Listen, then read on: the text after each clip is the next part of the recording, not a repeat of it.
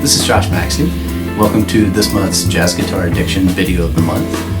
This one is a collection of micro lessons on the topic of 2-5-1 to major chords. We have a good collection of teachers and some great ideas. I think you'll find whatever level you play at, some things to think about and learn from. If you're not already a member of Jazz Guitar Addiction, the group on Facebook, you can message myself, Josh Maxey, or anyone else in this lesson series to get added. It's a nice community and a lot of fun. So yeah, hope you enjoy and learn a lot. Check it out. Hey guys, this is Taylor Roberts with this month's submission on 2-5-1s. Now I'm just going to use a long 2-5-1 in the key of C. So by long I mean 1 bar per chord. So 1, 2, 3, 4, 1, 2, 3, 4, 1, 2, 3, 4. Now what Coltrane would do is that he would superimpose this harmony using substitutions. The harmony would be D minor 7, E flat 7, A flat 7, D flat 7, E7, G7, C. So at a medium tempo it would be 2, 3, 4.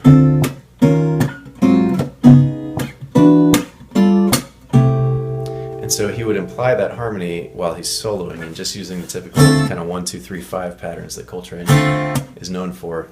It would sound like this: 2, 3, 4.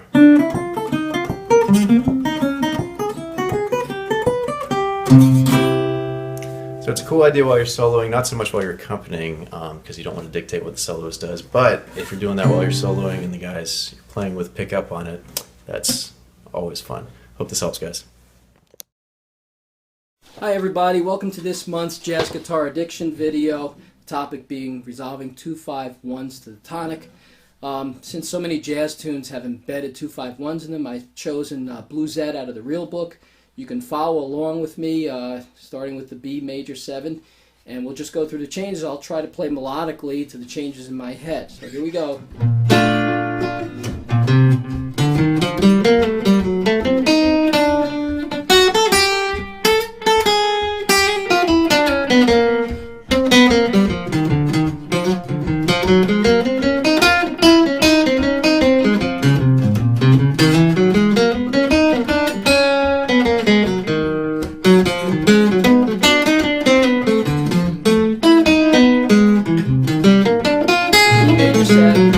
Go to A minor, E7, G minor, C7, F minor, B, and E. And then you can use all substitutions along the way. On all the altered or the sevenths, you can use altered chords. You can use diminished scales as well as on the sevenths. You can use mixolydians. So try to get the feel for what I've just gone through. I'm sorry I don't have enough time to give you more details. See you next time.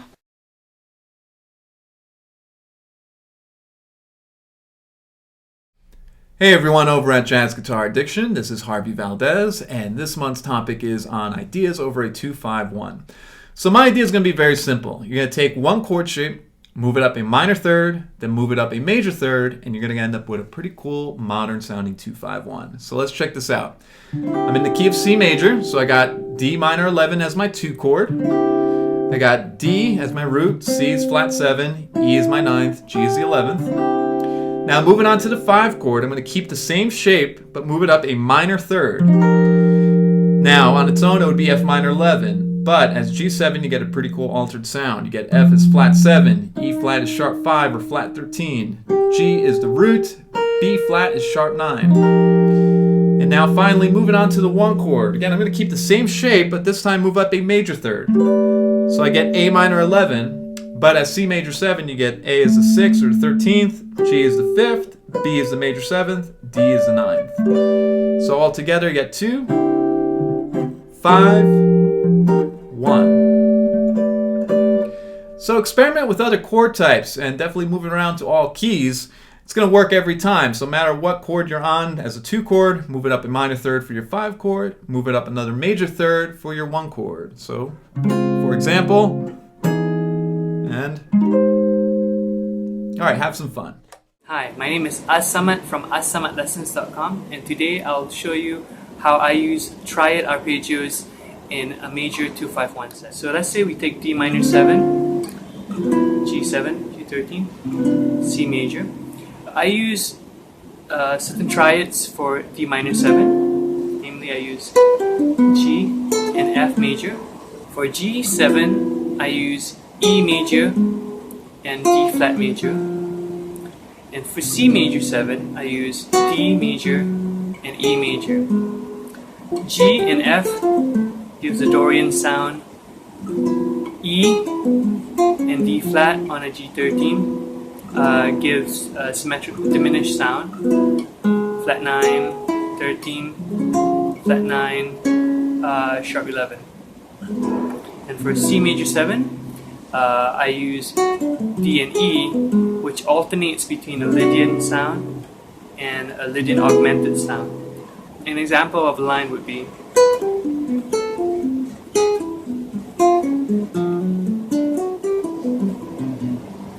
and I just use the C major 7 arpeggio. You can combine these ideas with other things that you already use.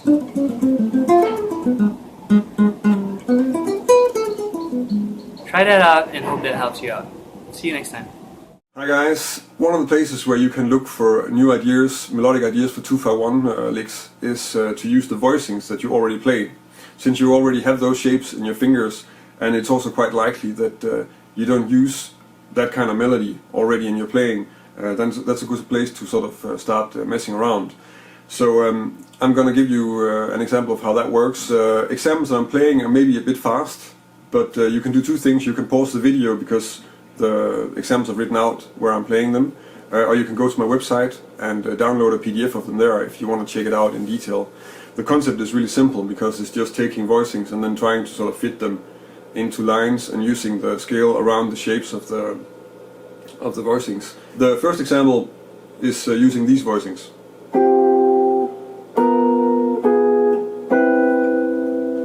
And the line sounds like this.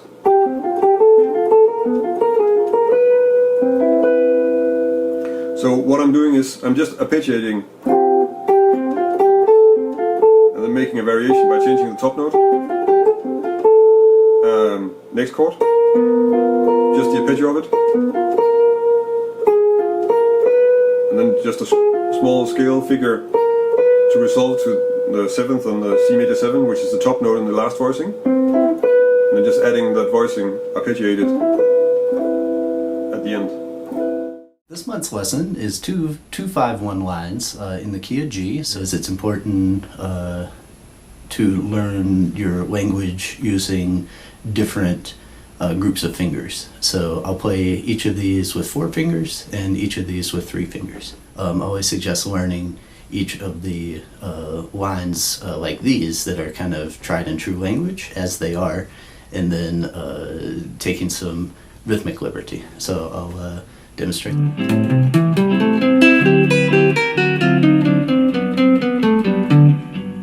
3 fingers.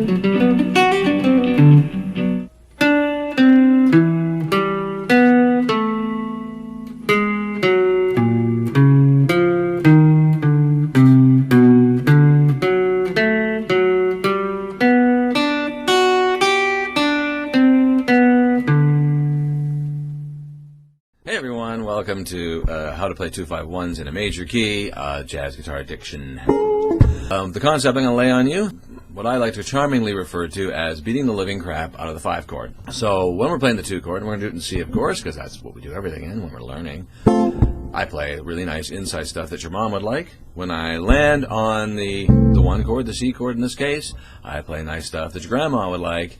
But in the intervening time, when I play on the dominant chord, I beat the living crap out of it.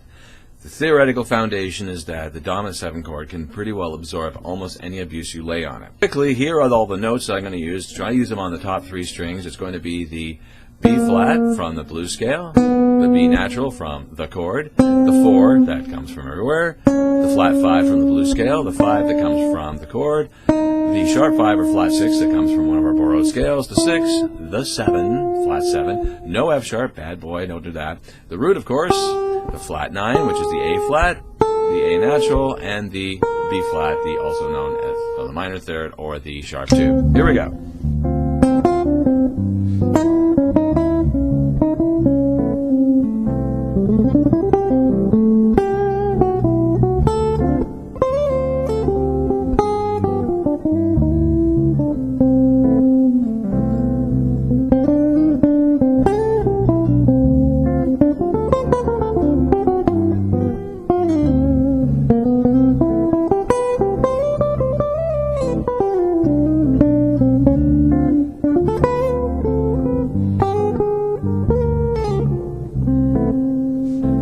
Out of the 5 chord. Alright, on the 2-5-1 you can substitute the 5th chord. You can always do the flatted 5th. So for a 7th chord in, let's say, the key of C, you could use a D flat 7 chord as opposed to the G7 chord. So instead of, you would have, I'm going to play a harmonic mechanism, minor 7, minor 6, suspended,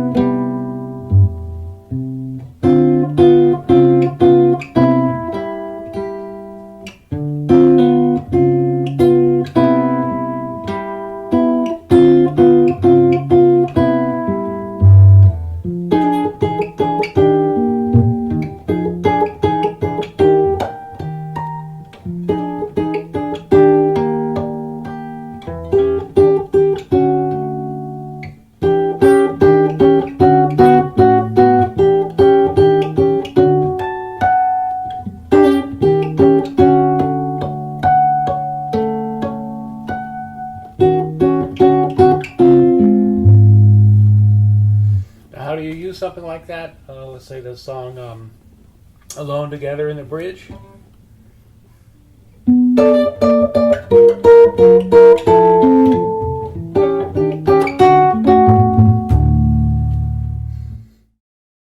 Hey, what's up, Groovy Cats? Larry Tamanini here. Jazz Guitar Addiction mini lessons for December. Always a pleasure to be grouped in with so many great players, and special shout out to Josh for putting all this together and getting everyone on the same page. Topic this month is 2-5-1. For me, you know, 2-5-1 is obviously the most important progression in jazz. And it's all about the 5 chord to me. No matter what you're playing, at some point, it's always going to be 5-1, I think. If I have a 4-bar phrase, like in most standards, where it's a bar or 2, a bar or 5, and then 2 bars of 1, I would sort of run out of steam on the 1. So something that I like to do, even when it's not written, is I like to bring out the 5 of my 2. In this case, that's going to be an A7 or A altered 7. So it just gives your idea a little bit more juice going forward. All about momentum and keeping it moving forward. So I might play something like this for my 2.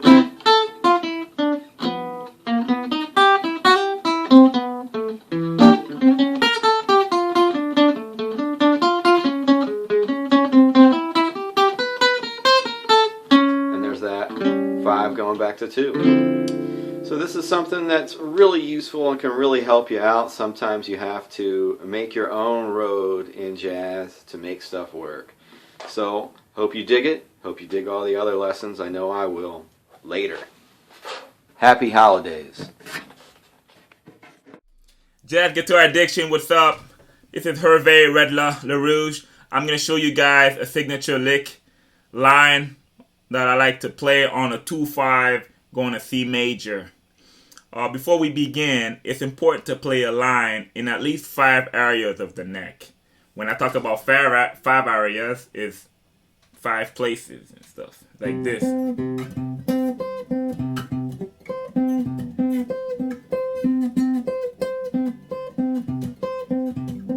Why? Because every area have their different limits as far as range, and every sort of area gives you a different feeling. I like to continue the line. So I'm going to play the line, but you'll notice that the ending never sounds the same because I'm continuing it. I'm following my ear, I'm following, my musical instinct or whatever. So check it out.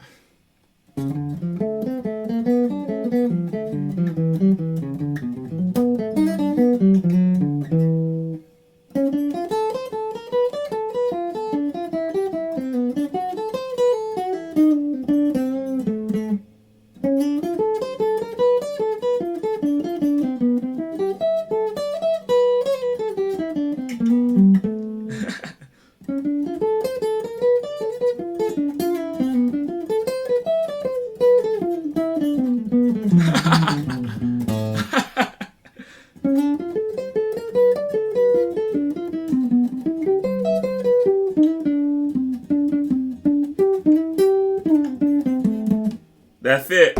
So, I welcome you to play it in every key and in all the cycles chromatically in minor third, major third, cycle of fourth, and etc. You can start off different notes and stuff and just use your ear, man. Love y'all. Power to the people. Peace. Hi, Tamanini here, talking about 2-5-1.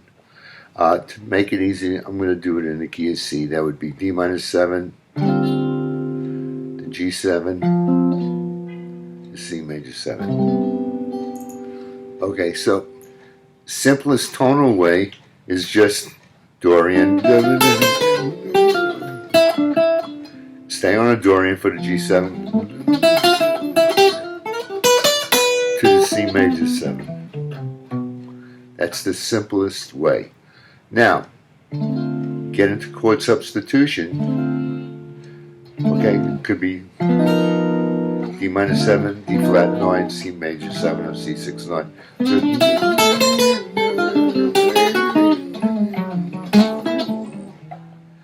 Further, A flat minor 9.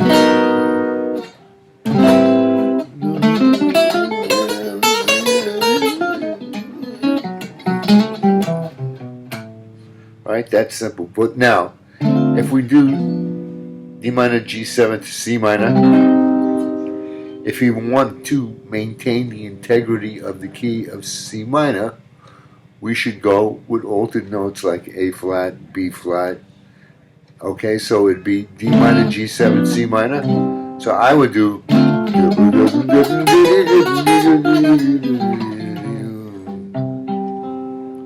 this way. I've altered the chords, and it actually becomes D minor 7 flat 5, G7 sharp 5, C minor.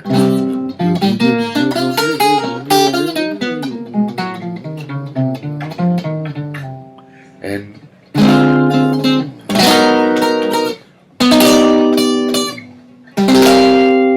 so forth. It goes on and on and on, and this is the simplest way I can explain it. Hi, Dave Askren here with our next mini lesson.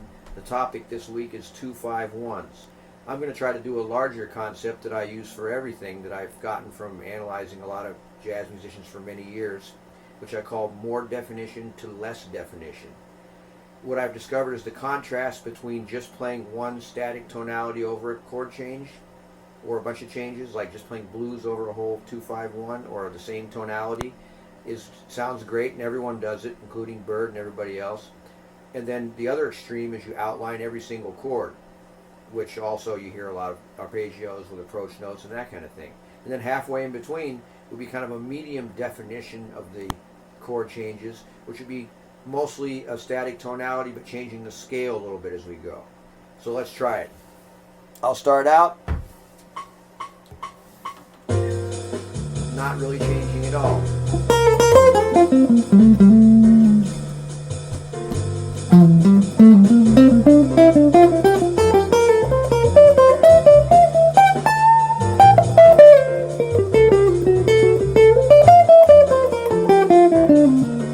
Change the scale a little.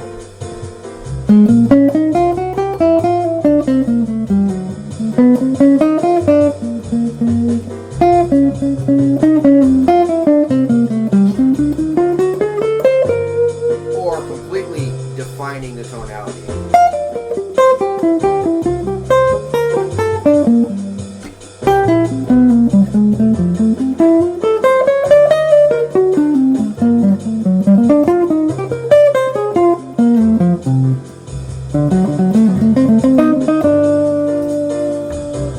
So that contrast between a lot of outlining of the harmony and making it all be heard with just playing over the top on one tonality is what makes for good variety in an improvised solo.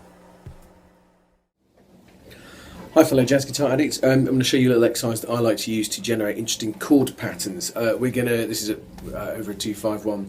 We're going to take the notes F, A and G. We're going to harmonise them using 2-5-1s going all the way up chromatically from C back to C. So, and I'm not going to tell you what my solutions are, this is really just an idea for you guys to generate your own solutions. So 2-5-1 in C with F, G and A on the top. 2-5-1 in D flat, F on the top, A on the top, G on the top, etc. 2-5-1 in D. Makes me change my chord type. Now in E flat.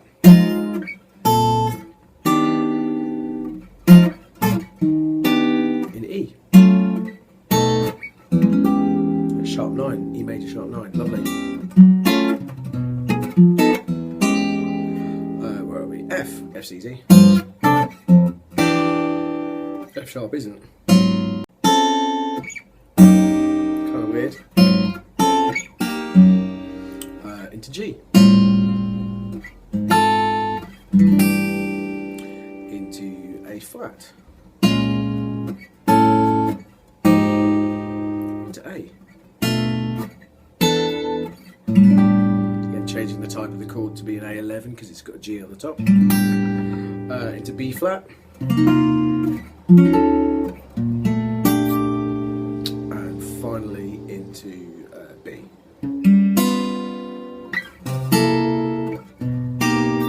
That's kind of cool, like flat 13 sound. So that's just one sort of set of solutions. Just pick 3 notes, put them on top of a 2-5-1, and then move your 2-5-1 all the way up, but keep those same melody notes on the top. You'll come up with some really weird and interesting chord patterns and chord shapes and things that perhaps will hopefully just get you out of those kind of boxes that you used to. Cheers.